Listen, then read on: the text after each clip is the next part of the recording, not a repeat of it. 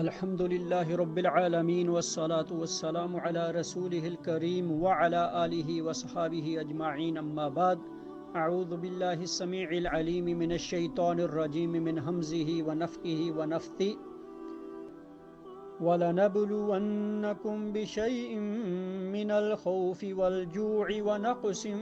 مِّنَ الْأَمْوَالِ وَالْأَنفُسِ وَالثَّمَرَاتِ وَبَشِّرِ الصَّابِرِينَ الَّذِينَ إِذَا أَصَابَتْهُم مُّصِيبَةٌ قَالُوا إِنَّا لِلَّهِ وَإِنَّا إِلَيْهِ رَاجِعُونَ أولئك عليهم صلوات من ربهم ورحمة وأولئك هم المهتدون۔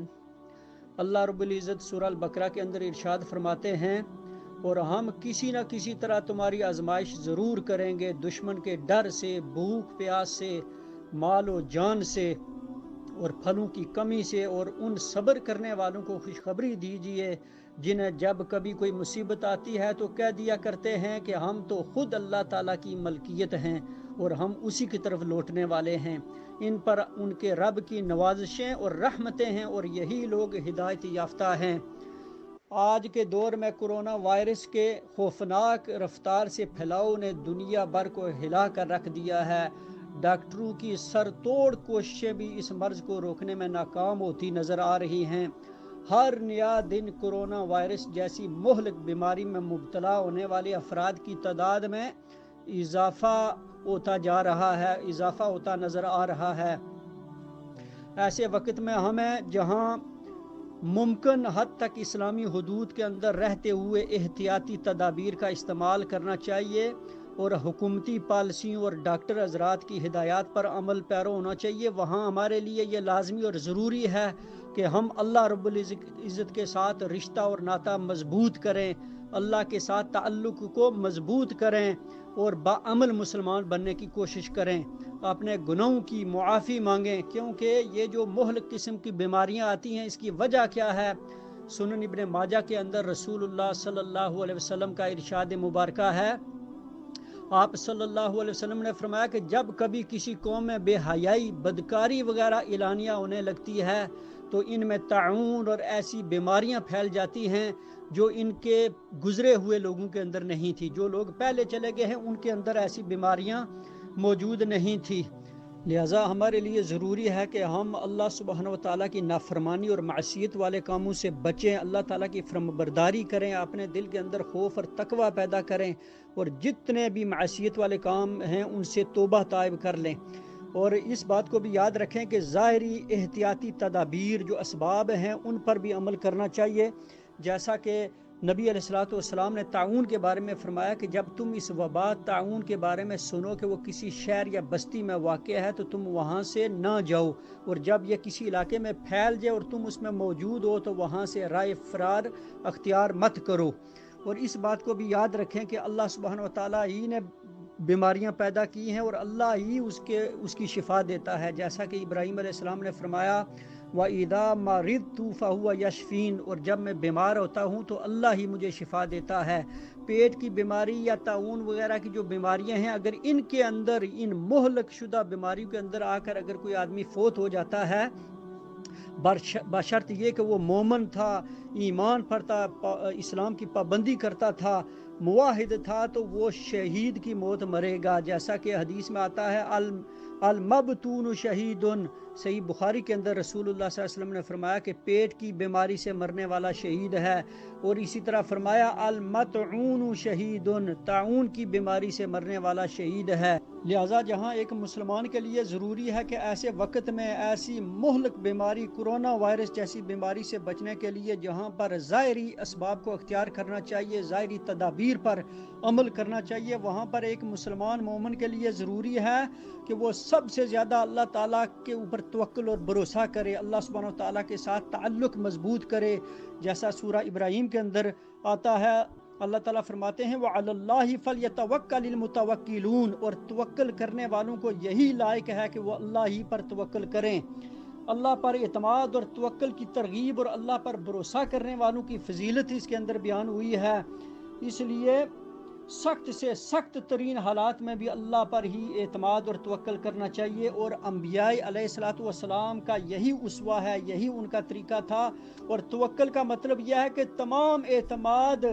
اسباب ظاہری ہی پر نہ ہوں، بلکہ ان کے ساتھ اصل اعتماد اللہ پر ہو، کیونکہ اللہ کی معیشت کے بغیر اسباب بھی کچھ نہیں کرتے۔ تاہم اسباب ظاہری کا اختیار کرنا بھی ضروری ہے، کیونکہ اس کا حکم بھی اللہ تعالیٰ ہی نے دیا ہے۔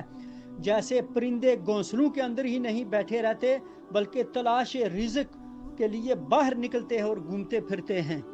اس بات کو بھی یاد رکھیں کہ اللہ تعالیٰ نے جتنی بھی بیماریاں پیدا کی ہیں ان کے لیے شفا بھی، دوا بھی اللہ تعالیٰ نے رکھی ہے۔ نبی کریم صلی اللہ علیہ وسلم کی حدیث مبارکہ ہے سلسلہ صحیحہ کے اندر، نبی کریم صلی اللہ علیہ وسلم نے فرمایا ان اللہ عز و جل لم ينزل داء الا انزل معه دواء، اللہ تعالیٰ نے جو بیماری اتاری ہے اس کی دعا بھی نازل کی ہے۔ اس لیے بلا شک و شبہ ہر بیماری کا علاج جو ہے یہ حلال چیزوں میں ہے، اور اللہ تعالیٰ نے اس کی شفا کے لیے چیزیں رکھی ہوئی ہیں، دعا بھی نازل کی ہے۔ اس بات کو بھی یاد رکھیں کہ حرام میں شفا نہیں ہے۔ پیارے پیغمبر صلی اللہ علیہ وسلم نے فرمایا جس نے حرام چیز کے ساتھ علاج کیا اللہ تعالیٰ اس کے لیے اس میں شفا نہیں بنائے گا۔ جہاں پر آپ مختلف چیزیں استعمال کرتے ہیں وہاں پر شہد کی بڑی فضیلت ہے، اس کو بھی استعمال کریں۔ قرآن پاک کے اندر اللہ تعالیٰ نے فرمایا فیہ شفاء للناس، اس میں لوگوں کے لیے شفا ہے۔ اور صحیح بخاری کے اندر آتا ہے کہ ایک آدمی کو پیٹ کی بیماری تھی تو نبی علیہ السلام نے فرمایا اس کی ہی عسلا، اسے شہد پلاؤ۔ تو سیاستدان جو ہیں اور اسی طرح بڑے ماہرین جو لوگ ہیں انہوں نے یہ لکھا ہے کہ شہد کی مکھیاں جو ہیں یہ ایسے ڈیفنس پروٹین پیدا کرتی ہیں جو جلد کے امراض، انفیکشن وغیرہ اور اسی طرح فاسد مادوں اور کئی بیماریوں سے لڑنے میں مدد کرتا ہے۔ ایسے پروٹین یہ پیدا کرتی ہیں اور زہریلے اثرات سے محفوظ رکھتا ہے یہ شہد۔ اسی طرح انجیر اور زیتون ہے، ان کا قرآن کے اندر ذکر آتا ہے والتین والزیتون، قسم ہے انجیر کی اور زیتون کی۔ تو ان میں بھی انسانی جسم کے لیے بہت زیادہ نفع بخش فائدے ہیں۔ حدیث کے اندر آتا ہے یہ جو زیتون ہے اولیو آئل، اس کے بارے میں فرمایا زیتون کا تیل کھایا کرو اور اس سے تیل جو ہے لگایا بھی کرو کیونکہ وہ بابرکت درخت ہے۔ سلسلہ صحیحہ کے اندر یہ حدیث موجود ہے۔ اسی طرح بلیک سیڈ کلونجی ہے، اس کے بارے میں طبرانی اور سلسلہ صحیحہ کے اندر حدیث ہے، نبی علیہ السلام نے فرمایا کالے دانے یعنی کلونجی میں موت کے علاوہ ہر بیماری کا علاج ہے۔ اسی طرح اجوا کھجور ہے، صحیح مسلم مسند احمد کے اندر حدیث ہے، پیارے پیغمبر صلی اللہ علیہ وسلم نے فرمایا اجوا کھجور کو نہار منہ استعمال کرنا ہر قسم کے جادو اور زہر سے شفا ہے۔ اسی طرح زمزم جو ہے اس کے بارے میں پیارے پیغمبر صلی اللہ علیہ وسلم نے فرمایا انہا مبارکتن انہا طعام طعم، فرمایا انہا مبارکتن انہا طعام طعم، یہ برکت والا ہے اور یہ کھانے کا کھانا ہے۔ ٹھیک ہے، یہ برکت والا پانی ہے اور کھانوں میں سے ایک کھانا ہے۔ اور سنن ابن ماجہ ہی کے اندر ایک اور حدیث میں فرمایا کہ زمزم کا پانی جس نیت اور مقصد کے لیے پیے بندہ تو وہ مقصد پورا ہو جاتا ہے، یعنی جو نیت اور مقصد اس نے ذہن میں رکھا ہے اس نیت کو لے کر اگر اس کو پیے گا تو وہ مقصد پورا ہو جائے گا۔ تو معلوم ہوا کہ یہ پانی انتہائی مبارک ہے، اسے جسمانی اور روحانی بیماری جو ہے اس کو دور کرنے کے لیے یہ پیا جائے تو اس میں شفا ہوگی انشاءاللہ۔ یہاں پر اس بات کو بھی یاد رکھیں کہ جیسے کہ آپ دعائیں استعمال کرتے ہیں اسی طرح پیارے پیغمبر صلی اللہ علیہ وسلم کی بہت ساری دعائیں ہیں، صبح و شام کے اذکار ہیں کہ اگر بندہ ان کی پابندی کرے تو وہ بھی ان مہلک بیماریوں سے محفوظ رہ سکتا ہے۔ نبی علیہ السلام کی ایک دعا صحیح ترمذی کے اندر موجود ہے جس میں آپ نے فرمایا الحمدللہ الذی عافانی مما ابتلک بہ وفضلنی علی کثیر ممن خلق تفضیلا، جس کا مطلب ہے سب تعریفیں اس اللہ کے لیے ہیں جس نے مجھے اس چیز سے بچایا جس میں تجھے مبتلا کیا، اور تعریف اس مالک کی جس نے مجھے اپنے پیدا کیے ہوئے بہت سے لوگوں سے بڑی فضیلت بخشی ہے۔ نبی علیہ السلام نے فرمایا کہ جو آدمی یہ دعا پڑھے گا، جو شخص جب تک وہ زندہ رہے گا اس مصیبت سے محفوظ رکھا جائے گا اسے، خواہ وہ مصیبت کسی بھی قسم کی ہو۔ اسی طرح نبی علیہ الصلوۃ والسلام کی مختلف دعائیں ہیں مسند احمد ابو داؤد سنن نسائی کے اندر آتا ہے نبی علیہ السلام کی یہ دعا، اللہم انی اعوذ بک من البرص والجنون والجذام وسیء الاسقام۔ نبی علیہ السلام نے فرمایا، ہے اللہ میں تیری پناہ چاہتا ہوں برس پھل بہری کی بیماری سے، جنون دیوانگی سے، کوڑ سے، اور ہر بری اور مہلک بیماری سے۔ اسی طرح ایک آدمی کو کسی چیز نے رات کو کاٹ لیا، نبی علیہ السلام نے فرمایا اگر تو یہ کلمے پڑھ لیتا، اعوذ بکلمات اللہ التامات من شر ما خلق، تو تجھے وہ چیز نقصان نہ پہنچاتی۔ اسی طرح نبی علیہ السلام نے فرمایا جو آدمی صبح و شام یہ دعا پڑھے گا اسے کوئی چیز جو ہے تکلیف نہیں پہنچا سکتی۔ بسم اللہ الذی لا یضر مع اسمہ شیء فی الارض ولا فی السماء وهو السمیع العلیم۔ فرمایا اس اللہ کے نام کے ساتھ جس کے نام کی برکت سے کوئی چیز نقصان نہیں پہنچا سکتی، زمین کی ہو یا آسمان کی، اور وہ خوب سننے والا اور خوب جاننے والا ہے۔ اسی طرح صبح و شام کے اذکار میں یہ دعا بھی پڑھنی چاہیے، اللہم عافنی فی بدنی، اللہم عافنی فی سمعی، اللہم عافنی فی بصری، لا الہ الا انت۔ یہ دعا بھی پڑھنی چاہیے۔ اور اسی طریقے سے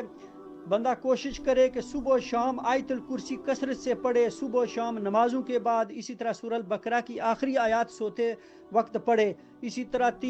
جو تین صورتیں ہیں ان کو صبح و شام اور نماز کے بعد پڑھے، اور کوشش کرے ہمیشہ وضو میں رہے، اور یہ بھی کوشش کرے کہ ہر نماز کے لیے فریش اور تازہ وضو کرے۔ اللہ رب العزت سے دعا ہے کہ وہ ہمیں ان باتوں پر عمل کرنے کی توفیق عطا فرمائے۔ وآخر دعوانا ان الحمد للہ رب العالمین۔